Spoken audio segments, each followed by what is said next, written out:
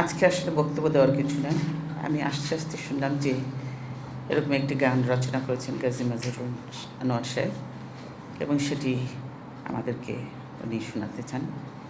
আমি অত্যন্ত খুশি হয়েছি। আমি জানি উনি অত্যন্ত ভালো একজন গীতিকার।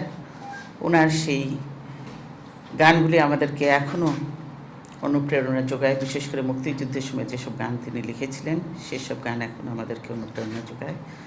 ওনার প্রতিটি গান অত্যন্ত জনপ্রিয়, মানুষের কাছে অত্যন্ত তাই সাংস্কৃতিক অঙ্গনে উনি আমাদের জাসাসে এসে যোগ দিয়েছেন। জাসাসে তিনি সাংস্কৃতিক বিষয়ক সম্পাদক। উনি এখন আমি মনে করি ওনার নেতৃত্বে জাসাস অত্যন্ত একটি শক্তিশালী সংগঠনে পরিণত হবে এবং বাংলাদেশে আরও যে ভালো ভালো আমি মনে করি যে গীতিকার সুরকার আছে এবং সাংস্কৃতিক শিল্পীবৃন্দ আছে তাদেরকে যদি আমরা এই অঙ্গনে নিয়ে আসতে পারি তাহলে জাসাসটাকে আমরা আরও শক্তিশালী করতে পারবো এবং সেই দিয়ে আমরা মনে করি দেশে এবং দেশের বাইরে যে এই আমাদের সাংস্কৃতিক পরিচিতি আমরা দেশে এবং দেশের বাইরে আমরা ছড়িয়ে দিতে পারবো।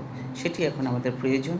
কেন এখানে বাংলাদেশে এখন আমরা দেশে বিদেশি সাংস্কৃতিক আগ্রাসন যেভাবে চলছে সেজন্য আমাদের দেশীয় সংস্কৃতিটা আস্তে আস্তে মুছে যাচ্ছে, হারিয়ে যাচ্ছে। সেজন্য আমাদের প্রয়োজন এইগুলোকে আরও সমৃদ্ধ করা, জোরদার করা এবং দেশে নয় শুধু দেশের বাইরে ছড়িয়ে দেওয়াটাই প্রয়োজন।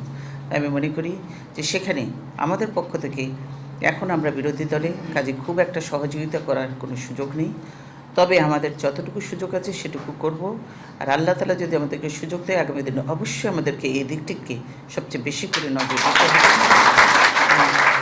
এর উপরে কাজ আমাদের করতে হবে।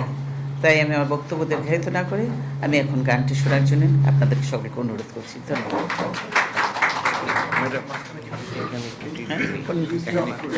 এটা আমরা মানুষ কেউ তো নই কালের যন্ত্র, কোথায় বলো হারিয়ে গেল গণতন্ত্র। চাইতে সুস্থ আচার বিচার সত্য বলার চাই অধিকার, দিনে দিনে ধুকে ধুকে এমন করে করবো না। আমরা তো হারবো না, হারবো না। জনগণের দাবির লক্ষ্যে সাহস নিয়ে সবাই পক্ষে মিলেছি আজ একই অঙ্কে। আমরা তো হারবো না, হারবো না।